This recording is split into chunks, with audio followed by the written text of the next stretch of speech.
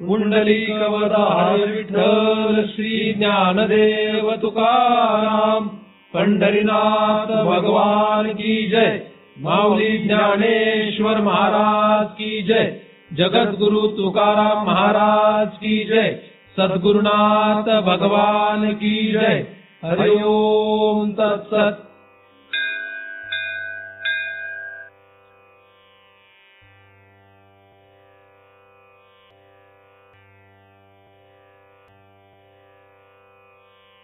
ध्यान मूलम गुरुमूर्ती, पूजा मूलम गुरुपदम, मंत्र मूलम गुरुवाक्यम, मुक्ति मूलम गुरुकृपा। ब्रह्मेवाहम अहम ब्रह्म, न चाहम ब्रह्मणा पृथक, नाहम देहो न मे देहा, केवलहम सनातन। दृग्दृश्य विवेक या ग्रंथाचा आपण अभ्यास करतो आहोत। या ग्रंथाचा हेतू दृक आणि दृश्य यामध्ये विवेक करून ज्ञान मार्गाचं जे प्रमुख फल आहे ते म्हणजे जीवनमुक्ती प्राप्त करणे, म्हणजेच जन्म मरणाचा फेरा चुकवणे हे होय। 5व्या क्रमांकाच्या श्लोकाचा आपण अभ्यास करतो आहोत। पहिल्या चरणामध्ये आपण नोदेती नास्तमेतेषा न वृद्धिम याती न क्षयम या पहिल्या भागामध्ये 4 प्रमुख शब्दांचा विचार केला। त्या शब्दांद्वारे चिती म्हणजे काय नाही हे लक्षात येतं आणि त्याच्या विरुद्ध असलेल्याच पदार्थांमध्ये आपण रममाण झालेलो आहोत हेही आपल्याला लक्षात येतं। म्हणजे जर चिती लक्षात घ्यायची असेल तर आपल्याला वृद्धी पावणाऱ्या, क्षय पावणाऱ्या, उदय पावणाऱ्या किंवा अस्त पावणाऱ्या पदार्थांमध्ये रममाण होणं योग्य नाही।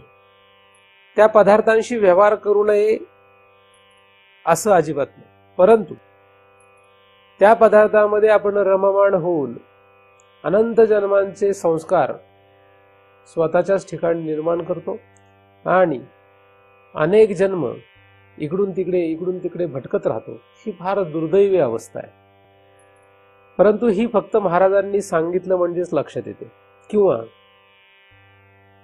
फारच दुःख झालं तर मग आपल्याला असं काहीतरी वाटतं। साधारणपणे जेव्हा आपलं सर्व व्यवस्थित सुरू आहे तेव्हा काही हे लक्षात येत नाही। तर या ठिकाणी हे सगळ्यात प्रमुख लक्षात घेतलं पाहिजे की चिती प्राप्त करणे असा ज्याचा हेतू असेल, ज्याला भगवंत प्राप्त करणे हा हेतू आहे, त्याच्यासाठीच हा विषय। आता भगवंत प्राप्त करणे असं साधारणपणे म्हटलं तर सर्वांना त्याची काही गरज वाटत नाही, परंतु त्याला दुसऱ्या रीतीने मी बऱ्याच वेळा सांगत असतो, ज्याला सुख प्राप्त करावं वाटतं त्यांनी याचा अभ्यास करायलाच पाहिजे। कारण सुख हे एकमेव भगवंताचं स्वरूप आहे। बाकीचे जगातले सगळे पदार्थ हे भगवंताच्या त्या सुख या स्वरूपावर आरोपित केलेले पदार्थ आहेत। आणि ज्याप्रमाणे एखादा स्फटिक म्हणजे सफेद रंगाचा एखादा स्फटिक, त्याच्या खाली जर लाल रंगाचं फूल ठेवलं तर तो स्फटिक लाल वाटतो, त्याचप्रमाणे हे जगत म्हणजे त्या स्फटिकासारखं आहे आणि ते लाल फूल म्हणजे भगवंतासारखं आहे। भगवंताचं सुख म्हणजे जसं फुलाचा रंग त्या सफेद स्फटिकामध्ये येऊन तो स्फटिक लाल वाटतो, त्याचप्रमाणे सुखरूप असलेला भगवंत, या सुखरूप असलेल्या भगवंतावर हे जगत त्या स्फटिकासारखं ठेवलेलं आहे, जेणेकरून भगवंताचं सुख या जगामध्ये आल्यासारखं वाटतं। आणि म्हणून प्रत्येक जण कोणी काहीही सांगायची गरज नाही, जगामध्ये धावपळ करतोय। प्रत्येकाला जगामध्ये जी धावपळ करावी वाटते ती अशा प्रकारे भूल निर्माण करून, सुखाची भूल निर्माण करून धावपळ करण्यात येत आहे। आणि म्हणून या ज्ञानाची सर्वांना गरज आहे। जसं उदाहरणार्थ एखादा मनुष्याला जर पहिलवान करायचं असेल तर त्याला एक विशेष अधिकार लागतो, कोणी पहिलवान होऊ शकत नाही, त्याला विशेष कष्ट घ्यावे लागतात, त्याला विशेष आहार द्यावा लागतो। हे जसं पाळणं गरजेचं आहे, त्याचप्रमाणे या मार्गामध्ये येऊन भगवंत खरा सुखरूप असलेला पदार्थ जर लक्षात घ्यायचा असेल तर एक विशेष अधिकार पाहिजे, एक विशेष मार्गाक्रमण पाहिजे, एक विशेष आहार पाहिजे, एक विशेष जगण्याची रीत पाहिजे. हे सगळं जर असेल तरच त्याला ते प्राप्त होऊ शकतं. नाहीतर गेला पहिलवानगिरी करायला आणि 2 दिवसात पळून आला असं होतं. किंवा जरी 10 वर्ष राहिला तरी कायम चितपटच होतो. अशा प्रकारचा पहिलवान काही उपयोगाचा नाही. त्याप्रमाणे आपण नसावं. आपल्याला भगवंताचं सुख म्हणजे भगवंत सुखरूप असलेला जगामधला एकमेव पदार्थ तो आपल्याला प्राप्त व्हावा या हेतूने आपण परमार्थ करतो आहोत. तुम्ही जे जगता ते सुखाच्या प्राप्तीसाठी जगता आणि जर सुख तुम्हाला मिळत नसेल तर आपलं कुठेतरी काहीतरी चुकतंय हे लक्षात घ्यायला पाहिजे. बऱ्याच वेळा धावपळ करण्याच्या नादामध्ये दुःखालाही आपण सुख मानत असतो. जे दुःख मिळतं ते सुद्धा आपल्याला सुखकारक वाटायला लागतं. कारण की आधी मिळालेल्या दुःखामुळे थोडं जरी सुख मिळालं तरी आपल्याला ते फार मोठं वाटतं. कारण आधी खूप यातना भोगल्यामुळे आपल्याला थोडं सुख मिळालं की आपल्याला वाटतं हा आपण फार सुखी झालो. म्हणून यातनेतून निर्माण होणाऱ्या सुखालाच लोक सुख मानू लागलेत. खूप कष्ट करतो आणि मग काहीतरी सुख मिळतं, मग त्याला वाटतं अरे हो आपण सुखी झालो. असं काही नाही. जसं एखाद्या मनुष्याला जेवणही मिळत नसेल आणि त्याला एकदम 15,000ची नव्हे त्याला 50,000चीच नोकरी लागली तर त्याला काय वाटतं आपण सुखी झालो. मग ज्याला 1,00,000 रुपये मिळतात, सहजच 1,00,000 रुपये ज्याचा पगार आहे त्याला असं काही वाटत नाही. त्याला असं वाटत नाही मी सुखी झालो. 50,000 अचानक मिळाले पगार तर त्याला सुखी झाल्यासारखं वाटतं. पण 1,00,000 पगार मिळणाऱ्याला तर सुखी आहे असं वाटत नाही. कदाचित त्याला 2,00,000ची अपेक्षा असते. म्हणजे 2,00,000चे आणि 2,00,000 मिळाले म्हणजे सुखी होईल असंही नाहीये. हे सर्वांनाच माहित आहे. म्हणजे मी काही नवीन सांगत नाही. सांगण्याचा मुद्दा हा आहे की तुम्हाला मी फक्त आठवण करून देतोय. सांगण्याचा मुद्दा असा आहे की या सुखामध्ये आपल्याला सर्व सुखाचे आगर काही सापडत नाही. म्हणजेच आपल्याला जर सुख हवं असेल, म्हणजेच भगवंत प्राप्त करायचं असेल, म्हणजेच जन्म मरणाचा फेरा चुकवायचा असेल, म्हणजेच मोक्ष प्राप्ती करायची असेल तर तुम्हाला या मार्गाशिवाय पर्याय नाही.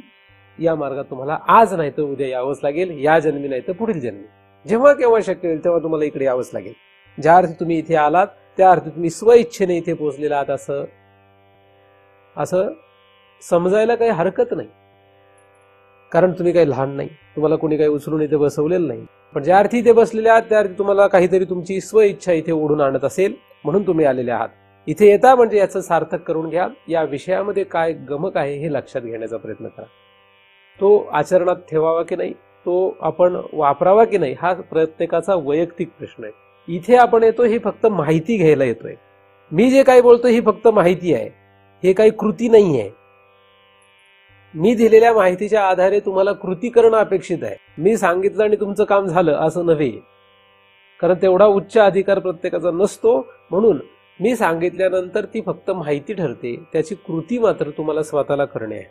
असो, पार्श्वभूमी अशी आहे की या ग्रंथाचा अधिकारी असा व्यक्ती कोणीही आहे जो कोणी सुखाची अपेक्षा करतो आणि खरं सुख भगवंतामध्येच आहे. आणि भगवंत प्राप्त झाला म्हणजे जन्म मरणाचा फेरा चुकतो, म्हणजेच जीवनमुक्त स्थिती प्राप्त होते आणि म्हणजेच परमार्थ सफल होतो. अशा रीतीने हा सगळा एकच विषय आहे पण वेगवेगळ्या रीतीने मांडलेला आहे. पहिल्या चरणामध्ये चितीचं जे लक्षण आपण पाहिलं, वेगवेगळे लक्षणं पाहिली. या लक्षणामध्ये चिती आपल्याला सापडते, परंतु आपण मात्र त्याच्या विरुद्ध असलेल्या धर्मांमध्ये अडकून गेलेलो आहोत. म्हणून काहीतरी करून आपल्याला त्याच्यातून बाहेर पडावं लागेल. दुसऱ्या चरणामध्ये चितीचं अजून एक फार महत्वाचं लक्षण सांगतात आणि ते म्हणजे स्वयंप्रकाश, स्वयंप्रकाशमान. हे एक फार महत्वाचं लक्षण आहे. स्वतः ती प्रकाशमान आहे. जगातला कुठलाही पदार्थ प्रकाशमान नाही, कुठलाही. आणि प्रकाश या शब्दाचा अर्थ आपण व्यापक रीतीने अभ्यास केलेला आहे. फक्त प्रकाश म्हणजे हा प्रकाश सूर्याचा, चंद्राचा, मेणबत्तीचा असा प्रकाश म्हणून आपण प्रकाश घेतलेला नाही. प्रकाश म्हणजे ज्याच्यामुळे डोळे दिपतात, ज्याच्यामुळे मन दिपतं, ज्याच्यामुळे जीव दिपतो, ज्याच्यामुळे शिव सुद्धा दिपतो. अशा रीतीने प्रकाश म्हणजे ज्याच्यामुळे बाकीचे लोक हादरून जातात, त्याच्यापुढे नमतात, त्याला प्रकाश असे म्हणतात. प्रकाश म्हणजे जो सगळ्यांना चालवतो त्याला प्रकाश म्हणतो. प्रकाशमान होणे, प्रकाशन करणे किंवा प्रकाश देणे. जो प्रकाश देत असतो तो ज्याला प्रकाश देतो त्यांना चालवत असतो. जसं सूर्य पृथ्वीला प्रकाश देतो, म्हणजे पृथ्वीवरच्या सगळ्या जीवांना चालवायला कारण सूर्य आहे. सूर्याचा प्रकाश हा वनस्पतीकडे येतो. वनस्पती सूर्याचा प्रकाश खातात, तुम्हाला डायरेक्ट खाता येत नाही, आणि आपण मग वनस्पतीला खातो. म्हणजे एकूण आपण काय खातोय? प्रकाशच खातो. आपण सूर्याच्या प्रकाशावर जगू शकत नाही, पण वनस्पतीला जगण्यासाठी प्रकाश पाहिजे. वनस्पती पाणी आणि प्रकाश खातात. तुम्ही शाळेत शिकला असेल का नाही जीवशास्त्रामध्ये? का नाही शिकले? जीवशास्त्रामध्ये शिकवलेलं आहे तुम्हाला. वनस्पतीला जगण्यासाठी काय लागतं?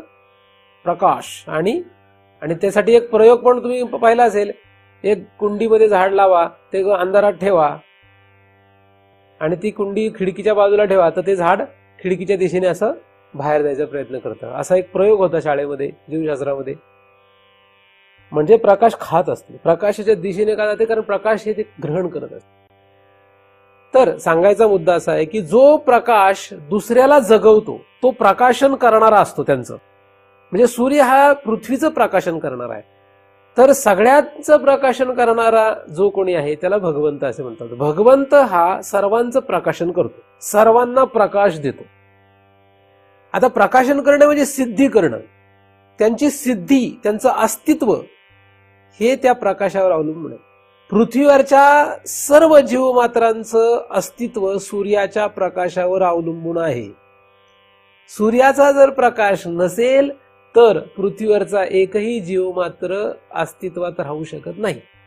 म्हणजे पृथ्वीवरच्या सगळ्या पदार्थांची सिद्धी कोणामुळे आहे? सूर्यामुळे आहे. सूर्य नाही या सगळ्या पदार्थांचा विचारच नाही. धावपळ तर लांबच राहील. कोणी किती धावपळ करण्याचा प्रश्नच येतो कुठे? सूर्यच नाही. सूर्य वजा करा तुम्ही फक्त, काय होईल?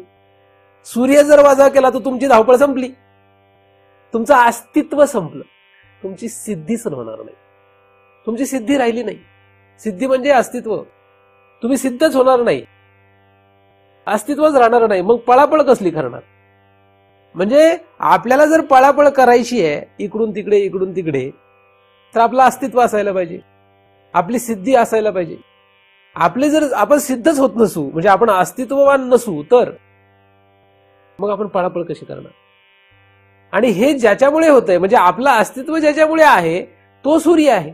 म्हणजे सूर्यामुळे पृथ्वीवरच्या सगळ्या जीवांचं अस्तित्व, तसं त्या सूर्याचं सुद्धा अस्तित्व ज्याच्यामुळे आहे, चंद्राचं सुद्धा अस्तित्व ज्याच्यामुळे आहे, नव्हे अखिल ब्रह्मांडाचं अस्तित्व ज्याच्यामुळे आहे. कारण ब्रह्मांड हा शब्द काही फसवणारा शब्द नाही. साधू संतांनी किंवा हिंदू शास्त्रामध्ये म्हणा किंवा कुठल्याही शास्त्रामध्ये जर ब्रह्मांडाचं वर्णन असेल तर ते काही फसवणारं वर्णन नाहीये. आज विज्ञानाला हे लक्षात यायला लागलं की आपली जी सूर्यमाला आहे ही सूर्यमाला एका विशिष्ट आकाशगंगेमध्ये आहे. या आकाशगंगेचं जे काही व्यास आहे ते व्यास म्हणजे 1,00,000 प्रकाश वर्षे आहे. आणि आपल्या आकाशगंगेसारख्या अनेक आकाशगंगा आहेत ज्यांची त्रिज्या किंवा व्यास हा वेगवेगळा आहे. अशा अनेक आकाशगंगेचं मिळून हे ब्रह्मांड तयार झालेलं आहे. आणि कुठल्या आकाशगंगेमध्ये किती ग्रह किती तारे काही सांगू शकत. आपल्याला डोळ्यांना जेवढं दिसतं तेवढंच खरं मानणारे आपण शहाणे आहोत. खरं पाहिलं तर आपल्या डोळ्यांना दिसतं एवढंच खरं नाही, त्याच्या पलीकडेही बरंच काय आहे हे मानायला अजूनही लोक तयार होत नाही. आणि त्यातल्या त्यात विज्ञानाने काहीतरी फोटो काढून दाखवला याना थ्रू, उपग्रहा थ्रू, आणि तो आपल्याला दिसला, फोटो छापून आला पेपरला, की मग म्हणतो अरे हो आहे बरं का, केप्लर 22b आहे. पण तू मानला नव्हता, तू पाहिला नव्हता तेव्हा केप्लर 22b होताच. तुझ्या मानण्या न मानण्यावर केप्लर 22bचं अस्तित्व थोडीच आहे, नाही का? म्हणून आपण मानू अथवा न मानू, ज्यांचं अस्तित्व या ब्रह्मांडात आहे त्यांचं आहेच, जे आपल्याला दिसत अथवा न दिसत, कळो अथवा न कळो. पण या सगळ्यांचं अस्तित्व ज्याच्यामुळे सिद्ध होतं त्याला भगवंत असं म्हणतात, त्यालाच चिती असं म्हणतात. तो सगळ्यांचं अस्तित्व सिद्ध करणार आहे, म्हणजे सगळ्यांना तो प्रकाशमान करणार आहे, सगळ्यांना प्रकाशन करणार आहे, सगळ्यांना प्रकाश देणार आहे, किंवा या सगळ्यांना जो प्रकाशन करतो तो भगवंत आहे. त्याला चिती असं म्हणतात. मग एवढा असा विशिष्ट देव आहे किंवा एवढा विशिष्ट भगवंत आहे, एवढा मोठा कोणीतरी आहे, मग आपल्याला कसा कळत नाही? असं साधारणपणे सगळ्यांनाच प्रश्न येऊ शकतो. तुमच्या घरामध्ये मुंग्यांचं वारूळ निघालं, घरामध्ये म्हणजे आता इथे निघणार नाही, पण मुंग्या निघाल्या, तर मुंग्यांना 10-15 मुंग्यांना तुम्ही पकडा आणि त्या मुंग्यांना रांगेत बसवा आणि त्यांना प्रत्येकाला प्रश्न विचारा, का हो तुम्हाला मनमोहन सिंग माहिती आहे का? त्यातले किती उत्तर देतील हो मला माहिती आहे, मला माहिती आहे. सांगतील का? बराक ओबामा, म्हणजे प्रत्येकाला विचारलं, 15 मुंग्यांना प्रश्न विचारला, त्यांच्या भाषेत विचारला तुम्ही की बराक ओबामा तुम्हाला कोणाकोणाला माहिती आहे सांगा बरं, सांगतील का? मग बराक ओबामा नाहीये का आहे? मग त्या मुंग्यापेक्षा श्रेष्ठ आहे का नाहीये? मुंग्या हा जीव नाहीये का? मुंग्या आहेत का नाहीत? आहेत. मुंग्यांना जीव आहे, मुंग्या खातात, मुंग्यांनाही मरू नये असं वाटतं, मुंग्यांनाही जगावं असं वाटतं. आपलं शरीर आणि त्यांचं शरीर फक्त भिन्न आहे, नाहीतर ते सुद्धा जीवच आहे. मग त्यांना बराक ओबामा माहित नाही का? माहित नाही का? माहित नाही त्यांना बराक ओबामा. आपल्याला कमीत कमी माहिती तरी आहे. व्यवहार त्याच्याशी आपण करू शकत नाही, आपण बराक ओबामाशी व्यवहार करू शकत नाही, पण आपल्याला बराक ओबामा कमीत कमी माहित आहे. मुंग्यांना तो माहित पण नाही. फरक काय? मुंग्यांची ना आपली कॅटेगरी वेगळी आहे. मुंगे शहाणे आहेत का? आपण शहाणे जास्त? हुशार कोण आहे? श्रेष्ठ कोण आहे? आपण का मुंग्या? आपण श्रेष्ठ आहे. म्हणजे जसं जसं श्रेष्ठत्व येत असतं, आपण श्रेष्ठ आहोत म्हणून आपल्याला कमीत कमी बराक ओबामा ही व्यक्ती कळते. त्या कनिष्ठ आहेत म्हणून त्यांना बराक ओबामाचं नावही माहित नाही. बराक ओबामा काय प्रकार असतो का नसतो हाही कल्पना नाही. त्याचप्रमाणे जसे जीव असतात माणसामध्ये सुद्धा, माणसांमध्ये जसे जीव आहेत ज्यांचा अधिकार नाही, कनिष्ठ लोक आहेत, त्यांना भगवंत असतो काय नसतो हा प्रश्न आहे. ते मुंग्यांसारखे.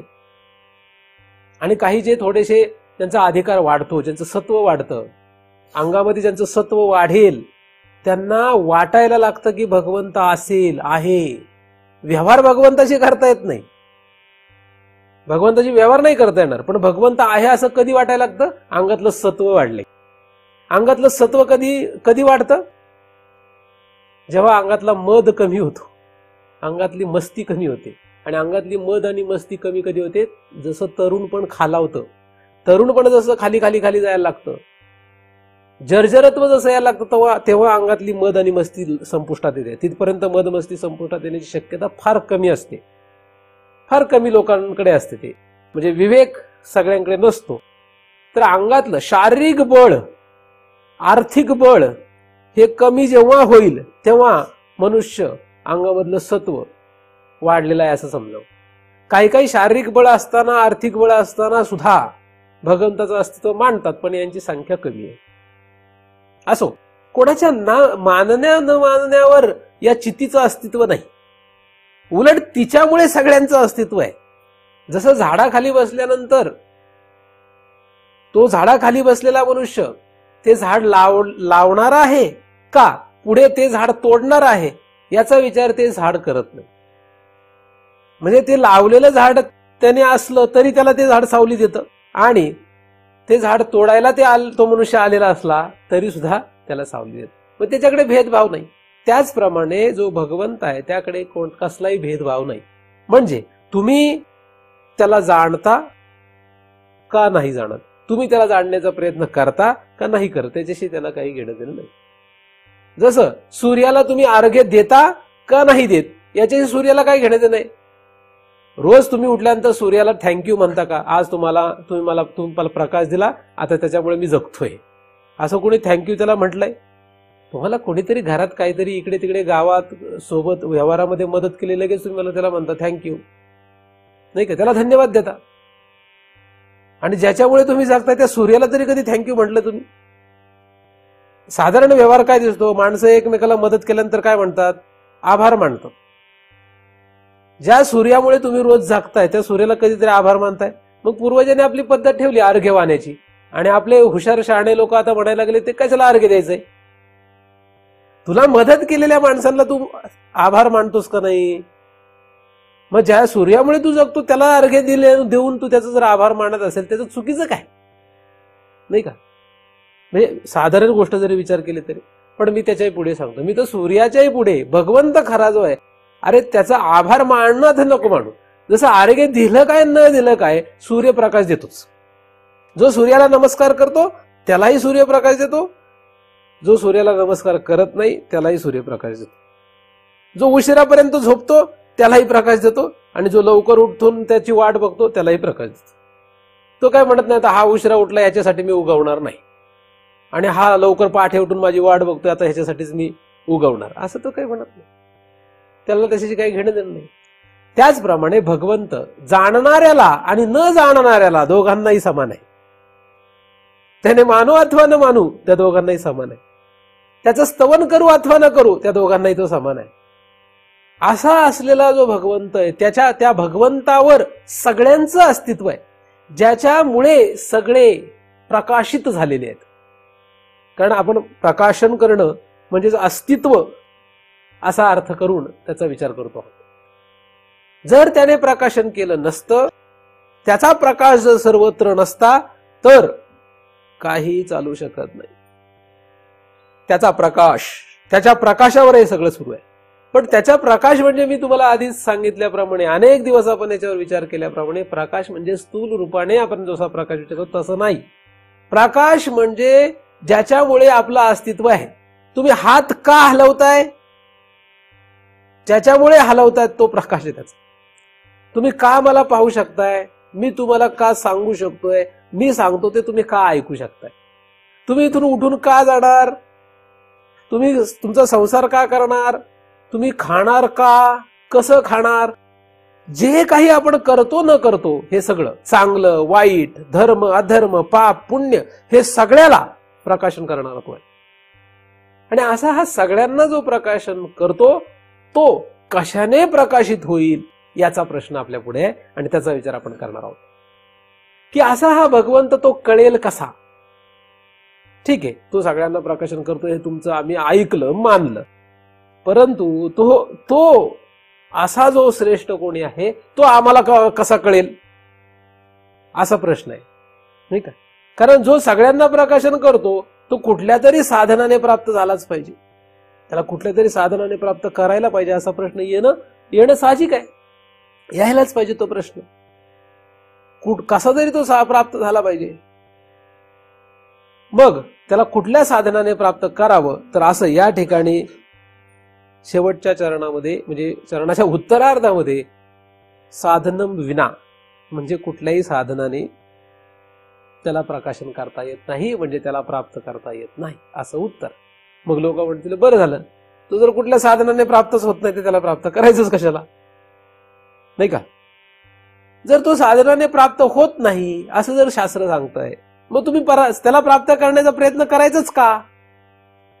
आता हे जे बोलणं आहे हे बोलणं फार महत्वाचं आहे. या ठिकाणी फार महत्वाचा विषय. एखाद्या माणसाने विचारलं की मला बराक ओबामाच्या पंक्तीमध्ये जेवायला बसायचं. एखाद्या लहान मुलाने एखाद्या त्याच्या बापाला विचारलं की मला बराक ओबामाच्या पंक्तीमध्ये जेवायला बसायचं. आता बापाने त्याला काय उत्तर द्यावं, चल उद्या जाऊ आपण, मग परवा, पुढच्या वर्षी. बाप जर खरा असेल, शहाणा असेल, तर तो काय म्हणेल, काय म्हणेल, काय बाप त्याला म्हणेल हे कसल्याही परिस्थितीत शक्य नाही, शक्यच होणार नाही. म्हणजे तो हतबलता दाखवेल त्याची. आता त्याचा बाप जर हुशार असेल, तो कदाचित त्याला असं म्हणेल की नाही तू एकदम बराक ओबामा सारखा मोठा हो, म्हणजे तुला बराक ओबामा भेटेल. तू काय कर, बराक ओबामाला सहज कोणाला भेटतो सांगा मला. बराक ओबामा हा माणूस सहज कोणाला भेटतो, सहज भारतात आला आणि तो सहज कोणाला भेटला. आता त्याचं कौतुक म्हणून त्याने एखाद्या शेतकऱ्याला भेटला असेल, ते कौतुक आहे, म्हणजे त्याला काही खरं इंटरेस्ट वगैरे नसतो, तो फक्त शो ऑफ असतो. पण खरा तो भारतात येऊन खरा कोणाला भेटला, म्हणजे भारतात आला तो भेटायला कोणाला आला, पंतप्रधानाला किंवा राष्ट्रपतीला.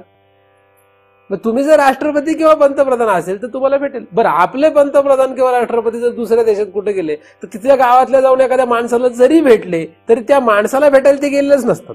ते कोणाला गेलेले भेटायला,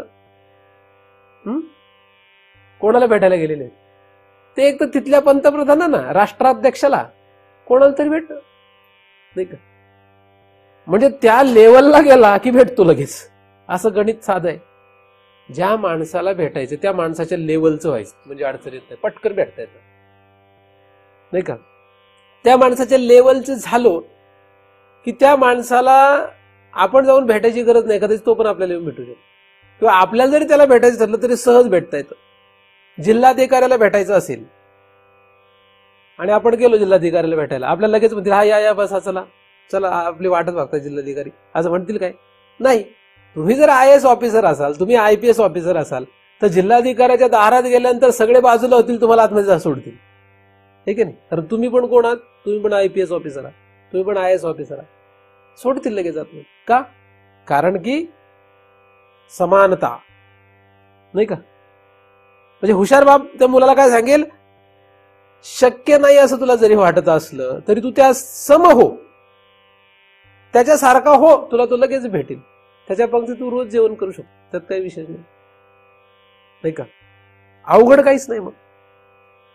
तर असं त्याला सांगू शकतो. म्हणजे आणि दुसरा एखादा म्हणेल बा, आणि त्याच्या व्यतिरिक्त मात्र दुसरा कुठलंही साधन, तो म्हणाल नाही मला त्याच्यासारखं व्हायचं नाहीये परंतु मला तरी त्याला भेटायचं, तो म्हणाल हे शक्यच नाहीये नाही का.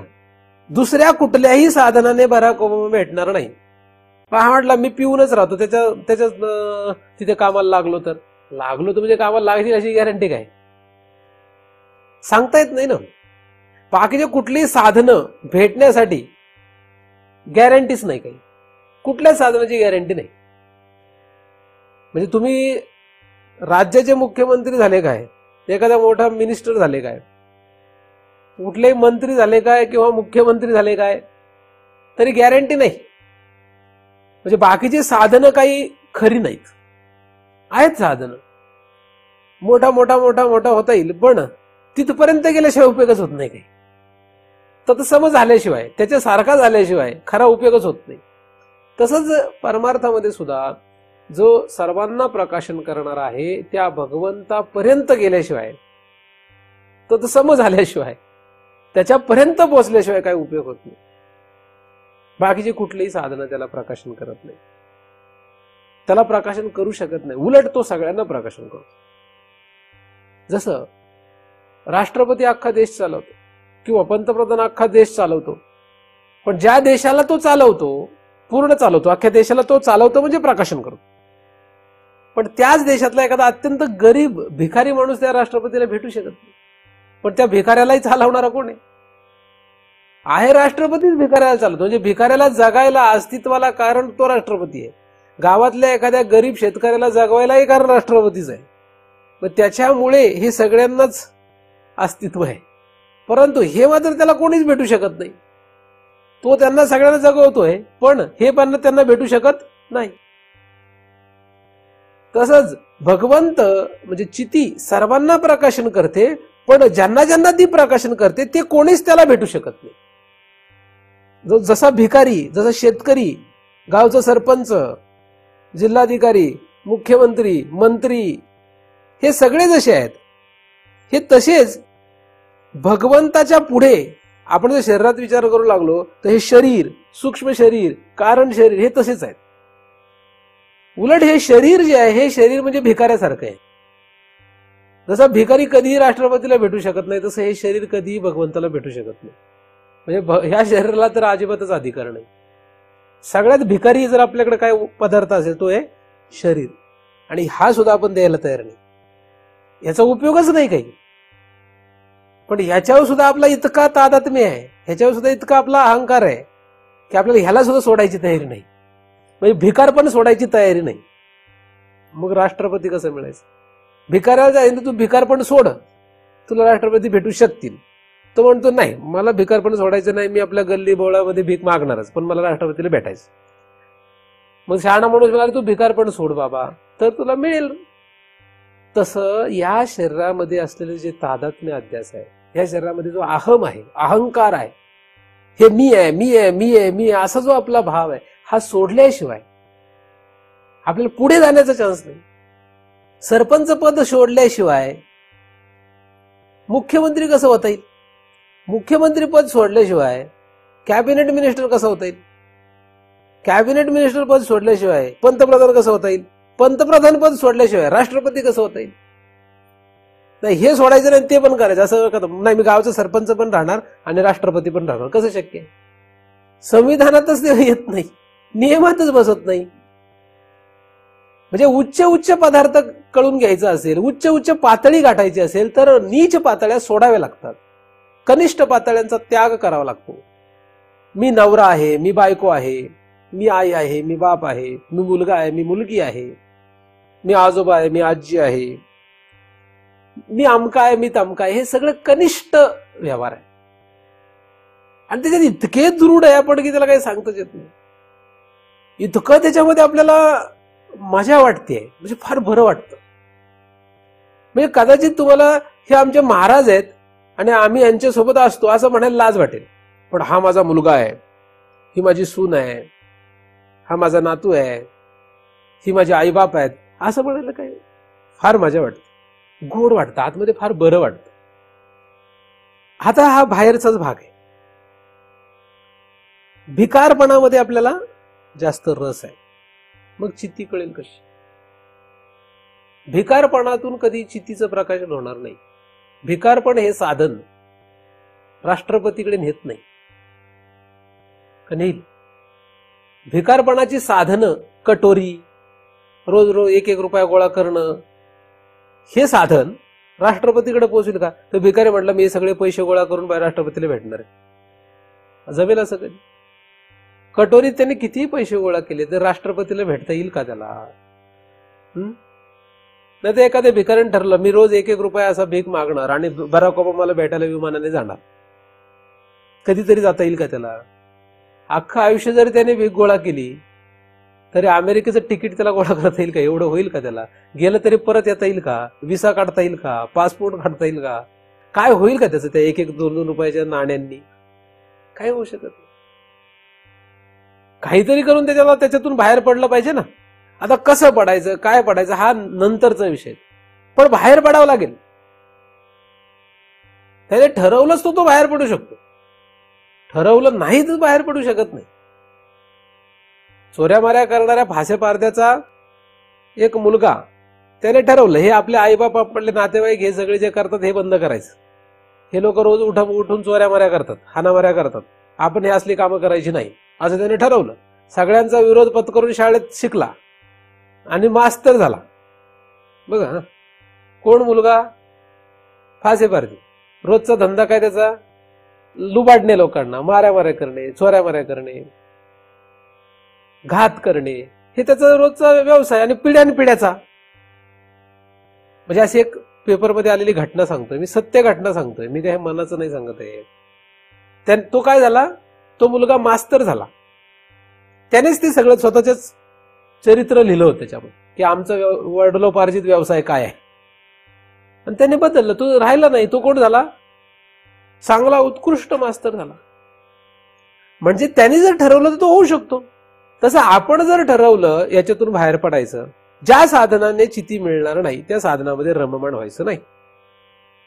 बायकोला विचारायचं की तू मला भगवंताची प्राप्ती करून देशील का? ती म्हणली हो.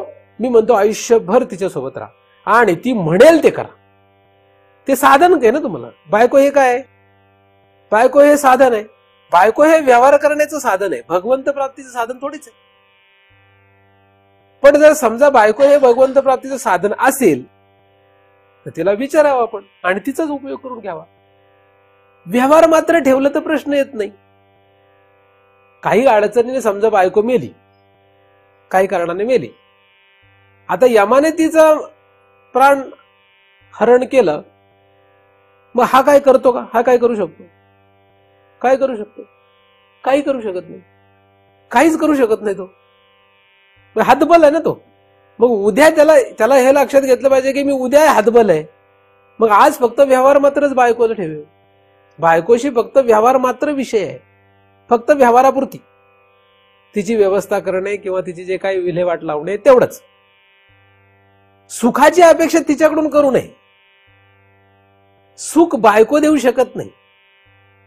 बायको जे सुख देते ही फक्त व्यवहार मात्र सुख आहे. खरं सुख, सुखाचा आगर तिच्यापासून म्हणजे भगवंत कधीही मिळू शकत नाही. पण जर असं मिळत असेल तर मी म्हणतो तुम्ही दुसरं कुठलंही साधन शोधू नका. याचा अर्थ मी बायकोला विरोध करा असं नाही सांगत आहे.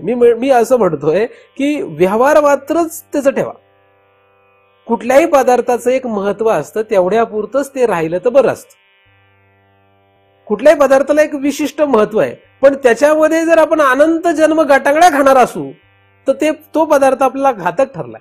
म्हणजे बायकोमुळे जर आपल्याला अनंत जन्मांचा फेरा दृढ होणार असेल तर ती बायको आपल्यासाठी जरी व्यवहारात सुखकारक असली तरी ती अनंत जन्मांच्या चक्राच्या हिशोबाने घातक आहे. बायको एक मी उदाहरण सांगतोय.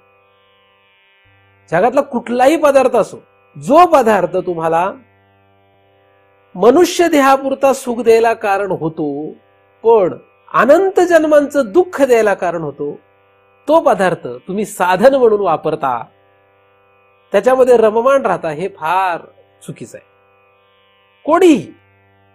कोणी असं जर करत असेल तर तो चुकीचं आहे. आणि या शरीराच्या बाहेरचे सगळे पदार्थ यांचा उपयोग आपण फक्त त्या पदार्थांच्या तेवढ्यापुरताच करावा. आणि नक्कीच तुम्ही जर स्वतःकडे डोकावून बघितलं तर तुम्हाला लक्षात येईल की कुठल्या पदार्थाचा उपयोग किती करावा. घरामध्ये नोकर आहे, ह्या नोकराला कुठे ठेवावं? नोकराला कुठे ठेवलं पाहिजे? नोकराला कुठे ठेवावं? कुठलाही मालक असेल घरामध्ये असो किंवा कंपनीमध्ये असो, शेतावरचा नोकर असो, कुठे असो, या नोकराची जागा कुठे आहे? कुठे राहायला पाहिजे? तो मुक्कामी आपल्या घरी, आपल्या चुलीत त्याचं जेवण. नोकराची एक जागा आहे, त्या ठिकाणी त्याला ठेवलं पाहिजे. त्याला जर तुम्ही आपल्याच घरातच जागा दिली तर तो डोक्यावर नाही बसणार का? कदाचित तो सगळं लुबडून देईल तुम्हाला. कधी देईल हे पण कळणार नाही. त्याने स्थूल रूपात नाही नेलं तर त्याचं मुळात तो नोकर म्हणजे मुळात पापी आहे. कारण नोकर हे पद मिळणं म्हणजे खालीच्या पातळीत राहणं हे त्याच्या मूळच्या पापाचं कारण आहे. ते मग तुमच्या सुकृताची संपत्ती तो घेऊन जाईल. प्रत्येकाची एक लायकी असते. प्रत्येक पदार्थाची, नोकर हा पदार्थ आहे, प्रत्येक पदार्थाची एक विशिष्ट अधिकार आहे. तेवढाच अधिकार ठेवण्याची कला साध्य करणं फार अवघड असतं. आता हे जसं व्यवहारात आहे तसं परमार्थामध्ये या शरीराच्या बाहेर जेवढे पदार्थ आहे या पदार्थांची खरं पाहिलं तर काही लायकी नाही. त्या प्रत्येक पदार्थाचं आपापली गती आहे आणि आपण आपली एक विशिष्ट गती आहे. सूर्य नावाचा एक पदार्थ आहे, सूर्याची एक विशिष्ट गती आहे आणि सूर्यमालेमध्ये असलेल्या विविध तारकांची, विविध ताऱ्यांची एक विशिष्ट गती आहे. पृथ्वीची एक विशिष्ट गती आहे, मंगळाची, चंद्राची, यांची प्रत्येकाची एक विशिष्ट गती आहे. आता चंद्राला पृथ्वी फारच आवडली म्हणून चंद्राने आपली कक्षा जर सोडली तर काय होईल?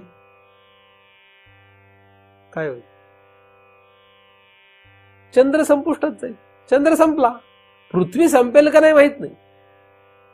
एखादा तारा जो असतो तो आपली कक्षा सोडतो. जेव्हा तो आपली कक्षा सोडतो तेव्हा तो संपलेला असतो. कक्षा म्हणजे त्याची एक विशिष्ट गती आहे. जगामध्ये जेवढे पदार्थ आहेत या प्रत्येकाची एक विशिष्ट गती आहे. उदाहरणार्थ माझ्या हातात एक फूल आहे, या फुलाला एक विशिष्ट गती आहे. हे फूल कधीतरी उत्पन्न झालंय. कधी झालंय? 10 वर्षापूर्वी. कधी झालंय? 10 वर्षापूर्वी तर झालेलं नाही. कधीतरी झाले, 2 दिवस झाले असेल, 3 दिवस झाले. आता या फुलाची गती म्हणजे काय? त्याला एक उत्पत्तीचा काळ आहे, त्याला एक स्थितीचा काळ आहे आणि त्याला एक मृत्यूचा काळ आहे, म्हणजे त्याच्या मरणाचा काळ आहे. या जसं फुलाला आहे, जसं त्या चंद्राला आहे, पृथ्वीला आहे, तारांना आहे, असं झाडाझुडपांना आहे, दगडधोंड्याला आहे, या घराला आहे. या घराला सुद्धा जसं या सगळ्या निर्जीव वाटणाऱ्या पदार्थांना अशी एक विशिष्ट गती आहे, त्याचप्रमाणे सगळ्या सजीव पदार्थांना सुद्धा एक गती आहे. कुत्र्याला आहे, मांजराला आहे, या सगळ्या सजीव पदार्थांना सुद्धा जी गती आहे तशीच गती प्रत्येक माणसाला सुद्धा आहे. प्रत्येक माणूस एका विशिष्ट गतीमध्ये.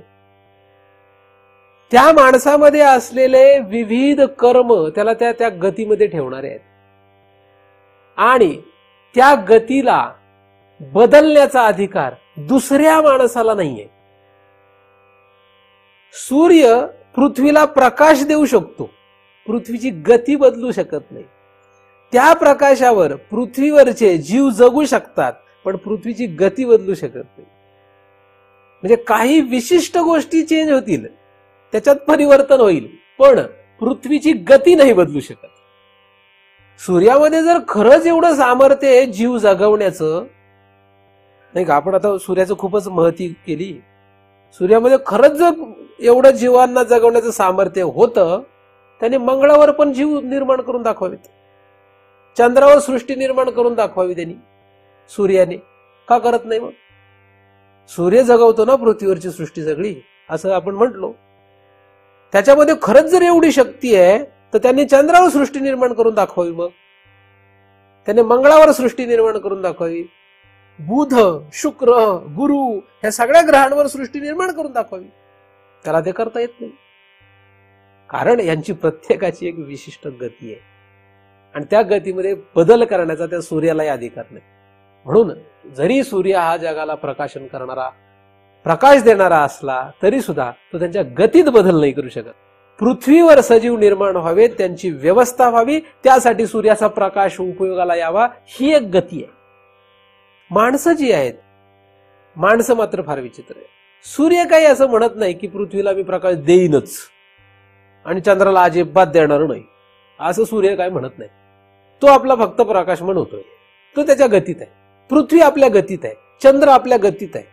ते काय असं ठरवतच नाहीत की मी, चंद्र असं म्हणत नाही की मी आता समुद्राला भरती आणील किंवा ओहोटी आणील, असं तो काय म्हणत नाही. तो त्याच्या पक्षात फिरत राहतो, समुद्राला भरती येते, ओहोटी येते. तो काही करत नाही, त्याच्यामुळे होत आहे, होऊ द्या. पण माणसं अशी नाहीत, आपण असे नाहीत. आपण किती विचित्र आहेत हे मी तुम्हाला सांगतोय, आपलं भिकारपण दाखवतोय मी तुम्हाला. आपल्याला इतकी हौस आहे दुसऱ्यांच्या गती बदलण्याची, फार हौस आहे आपल्याला, आणि त्या दुसऱ्याच्या गती बदलण्याच्या नादात आपण दुःखी होतोय किंवा सुखी होतोय. दुसऱ्याची गती बदलण्यामध्ये आपण आपलं सुख किंवा दुःख मांडतोय. आई बाप जन्माला आल्यापासून तर पार मरेपर्यंत, म्हणजे स्वतः मरेपर्यंत, पोर जन्माला आल्यापासून तर स्वतः मरेपर्यंत त्या मुलाचा विचार करत राहतात. काय करू, काय करू, काय करू, काय करू, काय करू, काय करू, चैनच पडत नाही. आणि जर नीट विचार केला तर त्या मुलाची गती त्याच्या कर्मावर अवलंबून आहे. यांनी काय सूर्यासारखा प्रकाश द्यावा, गप बसावं. आईने जन्म दिला, शांत गप बसावं. बापाने नोकरी करावी, पैसा द्यावा, गप बसावं. व्यवस्था करावी, विषय संपला. पण हे मरतात, मरेपर्यंत पोराने पाणी पाजल्याशिवाय चैन पडत नाही, मरताना सुद्धा. असे लोक आहेत. हे भिकारपण आहे. काय त्याच्यामुळे डुबला कोण? काय नाही, हा मेला, ह्याचा फोटो घरात लावला, कोणीतरी फेंग शुईंगवाला, तो फेंग शुईंगवाला आला, तो म्हणतो हे फोटो काय टाकला इकडं, त्याच्याऐवजी ते सूर्याचं लावा, सूर्याचं ते चित्र आणून लावा. हे बापाचा फोटो कुठला ठेवलाय, तुमचं घराचं वाटोळ होईल त्याच्यामुळे.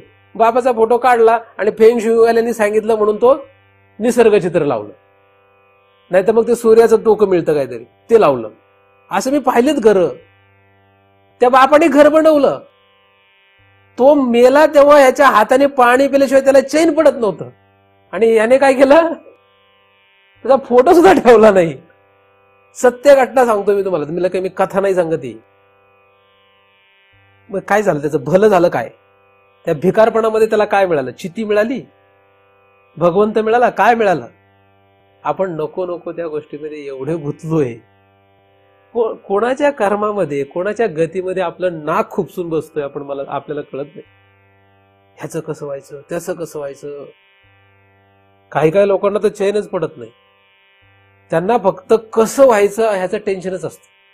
कोणाचं टेन्शन असतं? अख्ख्या जगाचंच टेन्शन असतं त्यांना. स्वतःच्या पोराबाळाचं झालं की शेजारच्या झालं की त्याच्या शेजारच्या, ह्याच्या नातेवाईकाचं, त्याच्या नातेवाईकाचं, सगळ्यांचं टेन्शन ह्यालाच.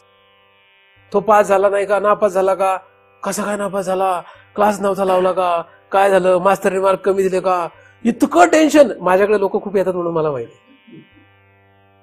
महाराज तुम्ही काहीतरी करा. काय करणार, त्याची गती आहे. मी काय त्याच्या गतीत काय हात घालू? महाराज हे सूर्य जास्त तापतो, त्याला जरा गार करा बरं, असं जर कोणी मला म्हणू लागला तर मी काय करावं? सूर्य खूपच तापतो बरं का, तुम्ही जरा त्याची जरा उष्णता कमी करा बरं, जादूने काहीतरी करा. कशाला करू? सूर्याची उष्णता कमी करणं जसं आहे तसंच एखाद्याच्या कर्माची गती बदलणं आहे. कशाला त्याच्या नादी लागू मी? आपण ते दुसरे भारत करतात नाही, ते बावळट आहेत ना, त्यांना हे लक्षात आलं नाही, नाहीतर मग ते मुक्त झाले असते ना. संसार त्यांच्यामुळे टिकून आहे. सुखदुःखाचा हा खेळ, जन्म मरणाचा हा खेळ म्हणूनच टिकून आहे. तुम्हाला टिकवायचंय मग तुम्ही काही माझं ऐकू नका. तुम्हाला सर्व सुखाचे आगर नको आहे, ठीक आहे ना. तुम्हाला संसाराचं सुख पाहिजे, घरदार बायको पोरांच्या सुखात आम्ही फार मजेत आहोत महाराज, तुमचं हे सुख आम्हाला नको. मी कुठे तुम्हाला आग्रह केलेला आहे? मी सांगतच नाही तुम्हाला. हे तुमच्यासाठी हा विषय नाहीये. मग तुम्ही जेव्हा केव्हा हा विचार कराल तेव्हा मात्र हा तुमच्यासाठी विषय. कारण कुठलीही गोष्ट काय अशी बळच थोडीच खा म्हणून सांगावं लागते. एखाद्याला जिलेबी आवडतच नाही आणि त्याच्यात नाकातोंडात भरली फार, तर उपयोग काय त्याचा? तसे माझी चिंतन काय आवडत नसतील एखाद्याला, बळच कशाला त्याला आणून बसवायचं इथं, चल ऐक. कशाला ऐकवताय? मी म्हणतो आणू नका कोणाला, मुलगा असो मुलगी असो भाऊबंद असो कोणी असो, आणू नका त्यांना, काही गरज नाही. त्यांची एक गती आहे विशिष्ट, त्या गतीने जातील ते. तुम्ही हट्ट करू नका. येणार असतील तर येतील, तुम्ही नाही आणलं तरी. आणि ज्यांना नाही यायचे ते कसेही आले तरी येणार नाही, आले तरी आलेले नसतील. तर सांगायचा प्रमुख विषय असा आहे या ठिकाणी आत्ता, की प्रत्येक माणसाची एक विशिष्ट गती आहे. इथे बसलेला प्रत्येक जण एका विशिष्ट गतीने फिरतोय. आता माझ्यासारख्याचं काम काय असावं?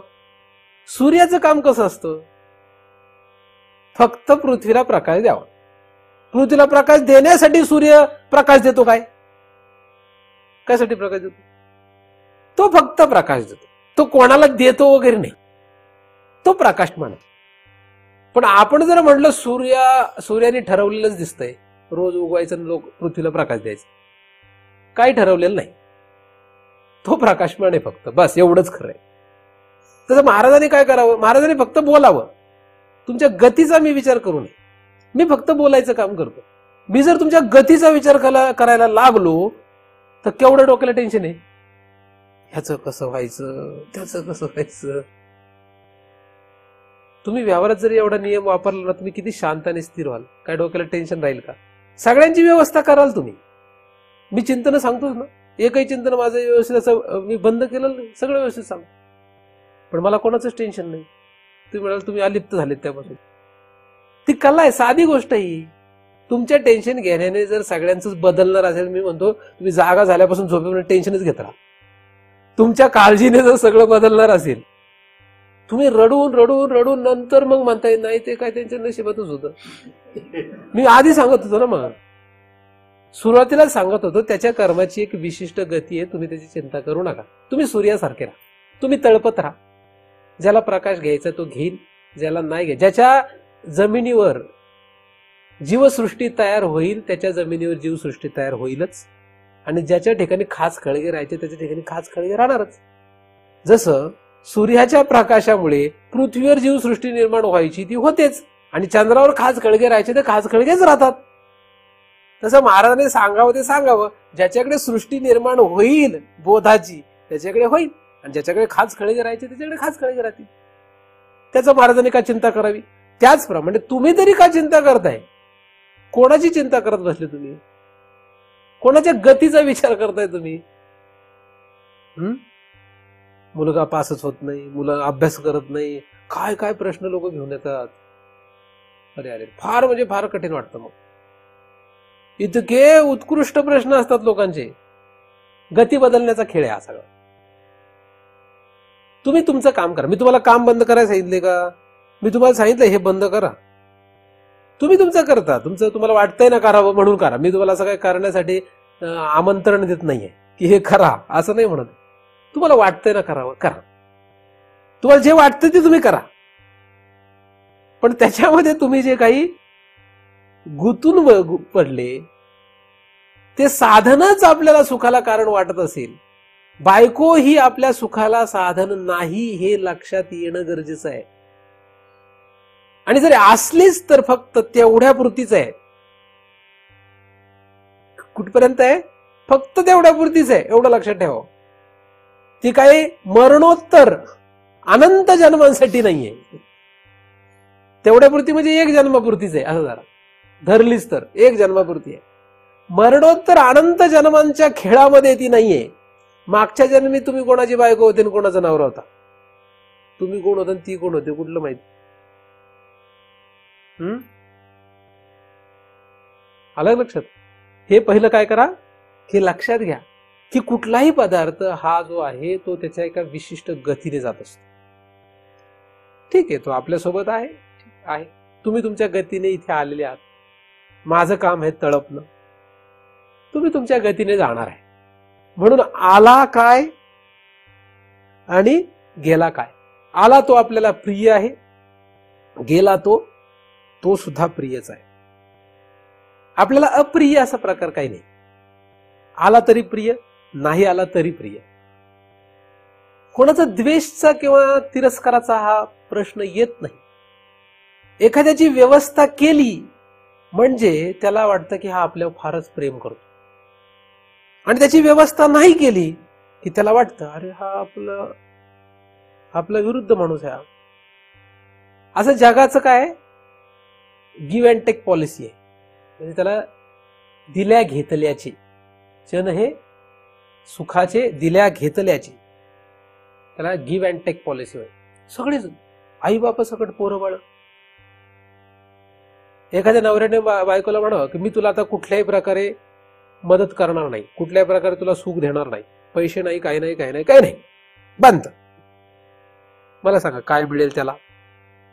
त्याला काय मिळेल? सुख मिळेल? दिल्या घेतल्याच आहे, त्यामुळे सुखाचा प्रश्न येतो कुठे? दाखवा कोणी असं सुख मिळून दाखवा कोणी पण. मी हे सगळं तुम्हाला का सांगतोय? तुम्हाला माहित नाहीये का? मी तुम्हाला हे सांगतो त्याच्यात तुम्ही अडकत आहे. तुम्ही अडकू नये यासाठी मी तुम्हाला सावध करतो, एवढंच फक्त काम. तुम्ही पदार्थ वापरू नका असं मी म्हटलं की, तुम्हाला म्हटलं का गॅस सिलेंडर काढा फेकून द्या कारण स्फोट होऊन मराल, असं मी म्हणतच नाहीये. मी असं म्हटलं नाही की गॅस सिलेंडर काढायचा आणि फेकून द्यायचा, असं म्हटलं का? मी तुम्हाला असं म्हटलं नाही की तुम्ही गाडी वापरू नका ऍक्सिडेंट होऊन मराल, असं म्हटलं तुम्ही म्हणाल महाराज फारच आऊट आहे. मी तुम्हाला फक्त एवढं सांगतोय, गॅस सिलेंडर वापरताना नीट वापरा. घरातून बाहेर जाताना नीट रेग्युलेटर वगैरे सगळं स्विच ऑफ केलं का नाही बघा. आल्यानंतर जेव्हा तो ऑन करतात त्यावेळेस सुद्धा घरात वास येतोय का बघा, मगच लायटर लावा. वास येत असेल तर खिडक्या दरवाजे उघडा, स्विच बघा बंद आहे का नाहीये. जर चालूच असेल तर समजा की घरात गॅस आहे, मग पेटू नका. एवढंच मी सांगतोय. गॅस वापरायला नका किंवा वापरायचाच नाही असं मी काहीच नाही म्हणत. गाडी चालवताना नीट चालवा, दुसऱ्यावर दबाव येईल असे चालू नका, किंवा ऍक्सिडेंट होईल असे दाबू नका. आपलाच नव्हे दुसऱ्यालाही आपल्यामुळे त्रास होणार नाही याचा विचार करा. का गाडी चालू नका असं सांगितलंय? असं नाही म्हणत, म्हणजे उदाहरण म्हणून सांगितलं. त्याचप्रमाणे तुम्ही या सगळ्या पदार्थांचा वापर करणं न करणं हे तुमच्या गतीमध्ये ठरलेलं आहे, नाही का? तुम्हाला जर मी म्हटलं आता तुम्ही हे असंच करा, असंच पाहिजे, तर तुम्हाला टेन्शन. काही लोकांना माझ्याच नावावर खपवतात लोक. महाराजांनी सांगितलं असंच पाहिजे. मी कधीच नाही सांगितलं. माझ्या नावावर खपवतात लोक. मला चांगलं माहिती आहे. त्यांनी चिंतनात असं सांगितलं, त्यावेळेस सांगितलं, त्यावेळेच काल, परिस्थिती, पात्र याचा विचारच करते. माझं बोलणं प्रत्येक सीडीवर आपण लिहिलेलं असतं. देश, काळ आणि पात्र यानुसार बोलणं आहे. हे जगातल्या लोकांना नाही कळलं तरी तुम्हाला तरी कळू द्या. प्रत्येक पात्राला समान बोध नसतो, प्रत्येक देशात समान बोध नसतो आणि प्रत्येक काळात समान बोध नसतो. जसा देश बदलेल तसा बोध बदलतो, जसा काळ बदलेल तसा बोध बदलतो, आणि जसं पात्र बदलेल तसा बोध बदलतो. तर आपण जे अडकलेलो आहोत हे अडकणं काही चांगलं नाही. आपलं अडकणं हे फार वाईट आहे.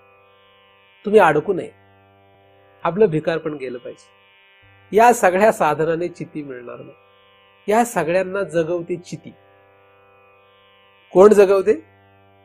ह्या सगळ्यांना कोण जगवतंय? मला सांगा, तुमच्या मुलाला कोणी जगवलंय? तुमच्या घरात एखादं मूल निर्माण झालं, त्याला जगवणारा कोण आहे? त्याची आई जगवते का बाप जगवतो? काय वाटतं काय? तुमच्या मुलाला तुम्ही जगवता असं तुम्हाला वाटतंय ना? त्याला तुम्ही सांगत पण असाल. जरी सांगत नसले तरी आतमध्ये भाव पक्का आहे, माझ्यामुळे. मुलाला जगवणारा कोण आहे? आईला वाटतं माझ्यामुळे जगला मूल. मूल कोणामुळे जगलं? मग एखादीचं मेलं मूल तर तिला वाचवता का नाही आलं? जर तिच्यामुळे जगू शकतो. आईबापामुळे जर मुलं जगतात, तर मुलगा एखादा मेला, ऍक्सिडेंटमध्ये म्हणा किंवा काही कारणाने वारला, आजारपणामुळे वारला, तर आईबापाला का वाचवता येत नाही मग, जर यांच्यामुळे जगतो तर? कुठल्या पदार्थाला तुम्ही जगवताय? मी कुठल्या पदार्थांना जगवतोय?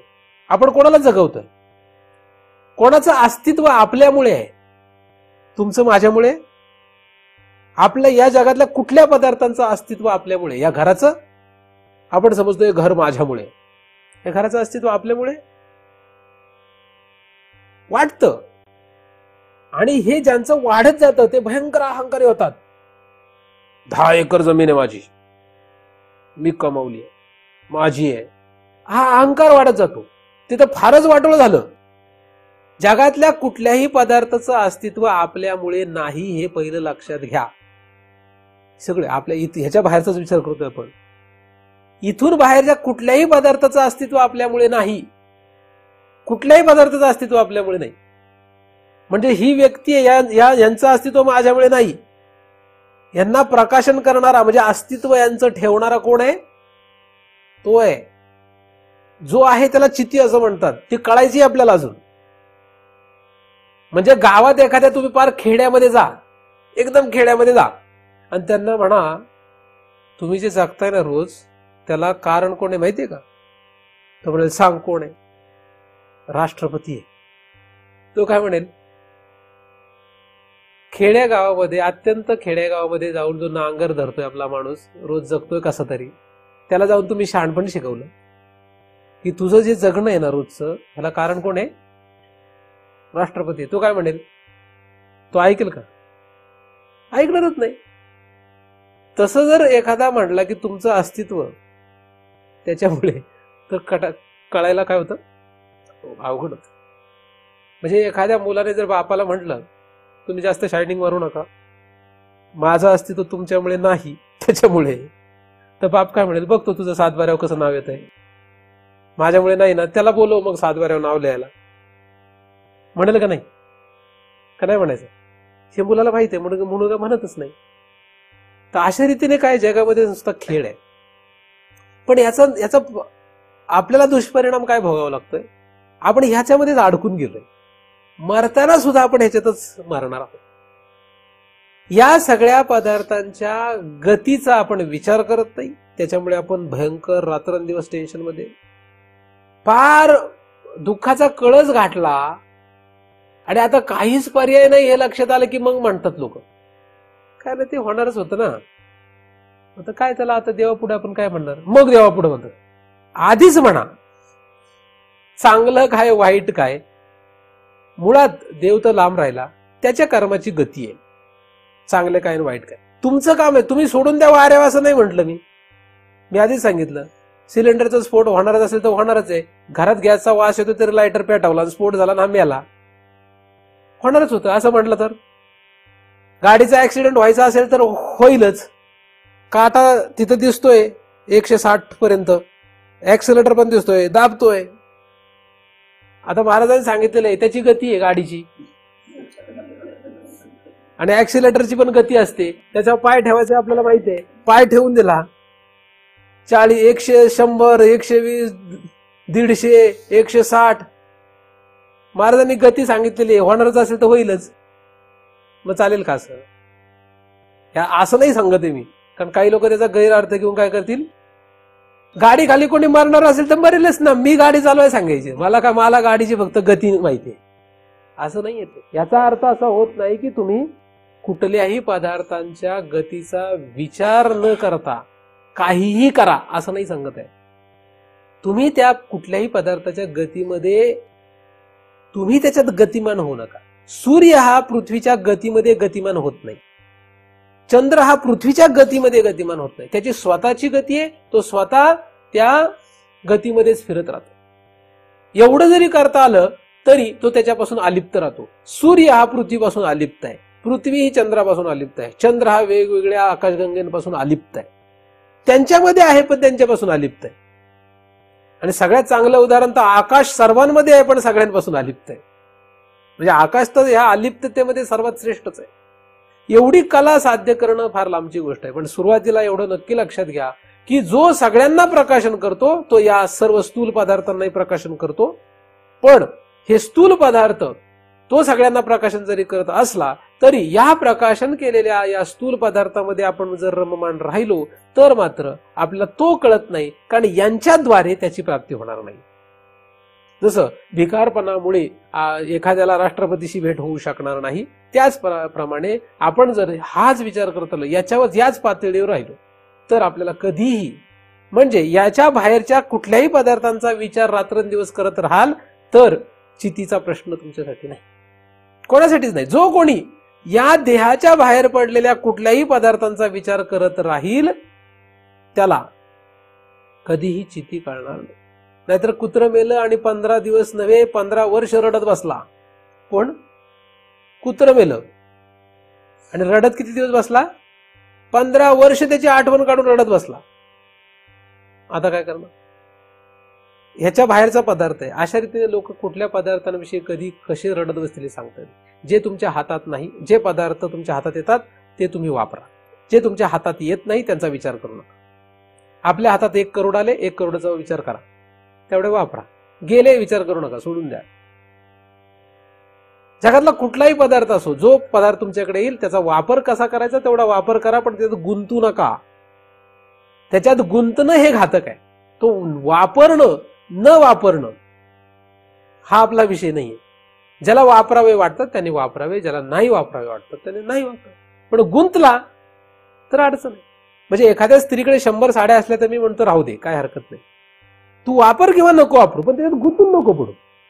मग जर महाराजांनी म्हणलं ह्या गरीब स्त्रीला दे बरं त्यातल्या 5 साड्या, तर सरळ देऊन टाकाव्या, वाईट वाटू नये.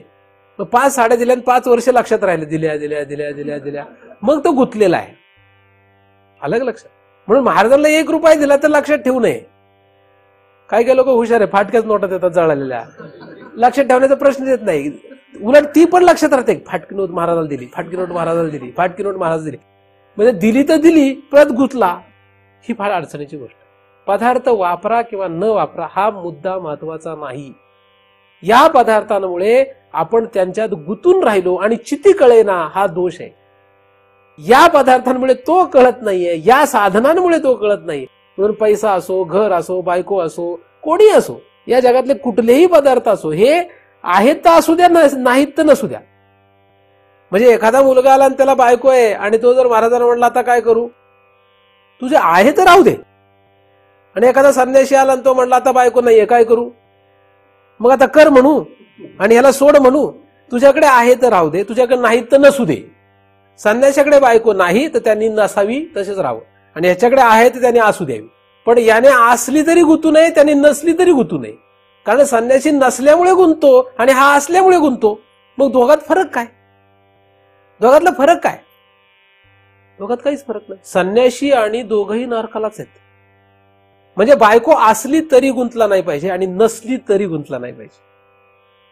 असं जेव्हा शक्य होईल, आणि हे केव्हा शक्य आहे? जेव्हा या पदार्थांची गती आहे हे लक्षात घ्याल, तेव्हा बायको मेले तरी दुःख होणार नाही, कोणीही गेलं तरी दुःख होणार नाही, आलं तरी सुख होणार नाही.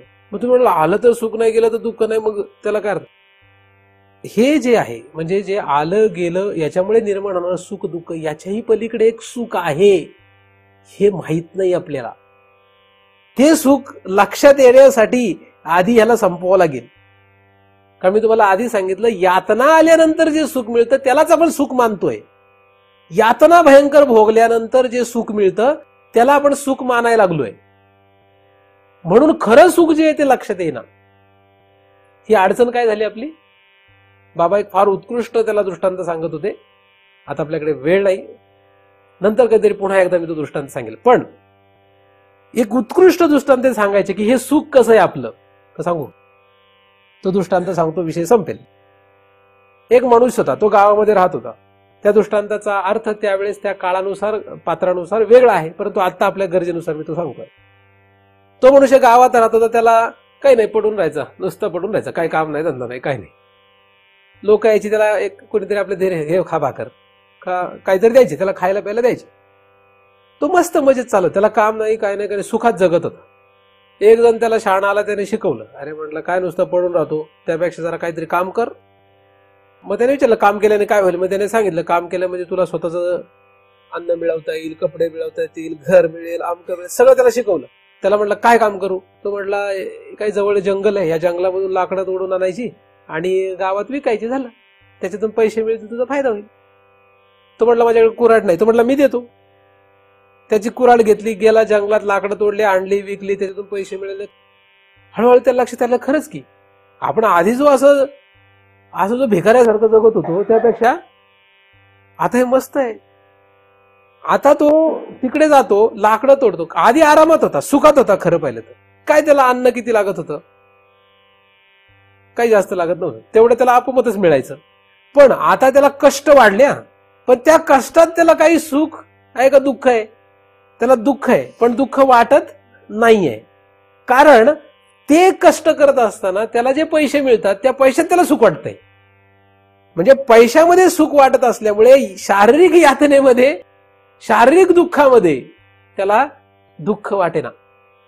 बरेच दिवस झाले, वाढत आले. तो खोल खोल खोल खोल खोल अशा एकदम सखोल असलेल्या जंगलामध्ये, म्हणजे घनदाट जंगलामध्ये घुसू लागला. मोठमोठे लाकडं. मग त्याची आशा वाढली, मोठमोठे लाकडं तोडून आणू लागला. आधी छोटे छोटे लाकडं आणायचं, मग मोठमोठे लाकडं तोडायला लागला, पैसा वाढवण्याच्या हेतूने. बऱ्यापैकी त्याने ते सगळं व्यवसाय चालू केला. दुःख जे आहे ते दुःख वाटेना, दुःख वाटेना. पुढे काय झालं, एकदा अचानक तो एका झाडावर बसून एक लाकूड तोडत होता. तर ते लाकूड तोडत होता, त्याला वाघाची डरकाळी ऐकू आली. वाघाची डरकाळी ऐकली, त्याला कळलं आता वाघ खाणार. त्याने कुऱ्हाड वेड्यात टाकली, पळायला सुरुवात केली. वाघाला लक्षात आलं, वाघ त्याच्या मागे पळायला लागला. हा पुढे, वाघ मागे. पळतो पळतो पळतो पळतो पळतो थकला आणि एका ठिकाणी पाय घसरून पडला. आता पाय घसरून पडल्यानंतर पडला तर तिथे खाली विहीर होती. त्या विहिरीमध्ये खाली गेला तर मध्ये त्या विहिरीला मध्येच एक झाड लागलं होतं. विहिरीत झाड लागतात ना, त्या झाडाच्या एका फांदीला टाकला. आता फांदीला टाकला म्हणजे वरच्या झाडातून असा खाली आला तर एका फांदीत अडकून पडला. खाली बघतो तर खाली कोरडी विहीर, त्याच्यामध्ये साप, विषारी साप. आता खाली पडला तर साप चावणार. एक साप नाही, अनेक साप. आता वर बघितलं तर वर ज्या फांदीतून पडला त्या फांदीला मोहोळ लागलेलं होतं. त्या मोहोळाच्या माशा सगळ्या उडाल्या, त्या सगळ्या येऊन त्याला चावायला लागल्या. त्याच्यावर बघतो तो वाघ. आता वर चढून जावा तर वाघ खाईल, खाली पडावं तर साप चावतील आणि मध्ये राहावा तर माशा चावतात. अशा रीतीने त्याला आता काय, सुख आहे त्याला, दुःख आहे त्याला, दुःखात येतो. आता त्याला ते दुःख जाणवतंय. अशाच वेळेस त्या मधमाशाचं जे मोहोळ आहे त्याच्यातून एक थेंब मधाचा आला आणि त्याच्या जिभेवर पडला.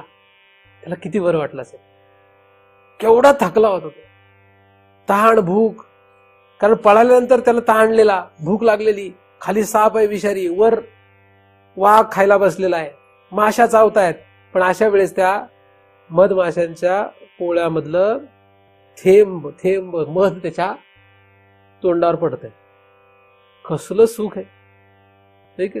आपली गती तशी, आपली पळापळ सुरू आहे. इकडून वाघ, तिकडून साप, इकडून मधमाशा आणि मध्येच कुठेतरी थोडस मध पडतंय. आणि त्या मधाच्या सुखामध्ये आपण एवढे सुखी आहोत की आपल्याला लक्षातच येत नाही दुःख म्हणजे काय. दृष्टांत संपलं. मधाच्या सुखा इतकं सुख आहे आणि दुःख मात्र वाघ, सर्प आणि मधमाशांसारखं. एवढं मोठं दुःख आहे म्हणून तुकोबाने म्हणलेलं आहे की सुख पाहता जवा पाडे, दुःख पर्वता एवढे. त्यांनी जे सांगितले त्याच्या मागे फार मोठा अभ्यास आहे. एवढं ते सोपं. तर तो हा अभ्यास आपण लक्षात ठेवला पाहिजे की या सर्व पदार्थांमध्ये जरी आपल्याला सुख वाटत असलं तरी हे खरं सुख नाही. हे सुख जे आहे हे नाममात्र आहे. हे फक्त त्या मधाच्या थेंबाप्रमाणे आहे. याच्यामध्ये यातनाच आहे. अनंत जन्म फिरवणारं दुःख याच्यामध्ये आपल्याला मिळेल. आणि हे मिळू नये म्हणून आपल्याला काय करायला पाहिजे, साधू संतांचं ऐकलं पाहिजे आणि चितीचा खरा प्रकाश लक्षात घेतला पाहिजे. यांचा प्रकाश आपल्याला भुलवणारा नको, यांचा प्रकाश भुलवणारा तर नकोच नको, अधिक यांच्याद्वारे आपल्याला ती चिती लक्षात येणार नाही, ती प्राप्त होणार नाही. म्हणून यांच्यात रममाण होऊ नका. यांची व्यवस्था करणं, यांची विल्हेवाट लावणं हा एकदम साधारण विषय.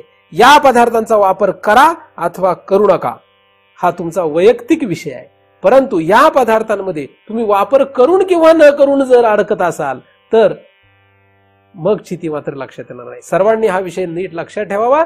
ज्याला कोणाला या विषयातून बाहेर पडता येईल त्याच्यासाठी पुढे हे स्थूल शरीर आहे. या स्थूल शरीराचा उपयोग आपण त्या भगवंताच्या प्राप्तीसाठी करावा की नाही करावा हा आपला दुसरा प्रश्न. पहिला प्रश्न असा होता की बाह्य साधनाने त्याची प्राप्ती होते का? या घरदार बायका पोरं किंवा या कुठल्याही पदार्थाने होणार नाही. म्हणजेच कुठेही तीर्थयात्रेला जे देव ठेवलेले आहेत त्यांच्यापासूनही होणार नाही हे नक्की लक्षात घ्या. कारण मी स्थूल सगळे पदार्थ सांगितलेले त्याच्यामध्ये फक्त घरदार बायका पोरांचाच प्रपंच नाही, तर सगळे जेवढे स्थूल पदार्थ बसतील या शरीराच्या पेक्षा वेगळे असलेले जे जे पदार्थ तुम्ही वापरता किंवा वापरत नाही या कुठल्याही पदार्थाने चिती काढणार नाहीये. म्हणून या पदार्थांच्या नादी लागणे हे आपल्या काही भल्याचं नाही. शरीरापर्यंत येवा. हे जे शरीर आहे या शरीराच्या द्वारे ती चिती लक्षात येते का असा प्रश्न आहे. आणि ज्या अर्थी त्यांनी नाही असं सांगितलंय त्या अर्थी आपल्याला याचाही पुढे विचार करणं गरजेचं आहे. जे काही चिंतन झालं ते परमपूज्य सद्गुरू अनाप महाराज यांच्या चरणी अर्पण करतो आणि इथेच पूर्ण विराम देतो.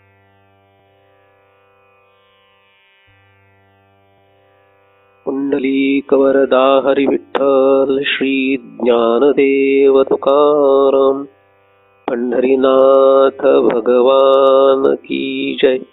माऊली ज्ञानेश्वर महाराज की जय. जगत गुरु तुकाराम महाराज की जय. सद्गुरुनाथ भगवान की जय.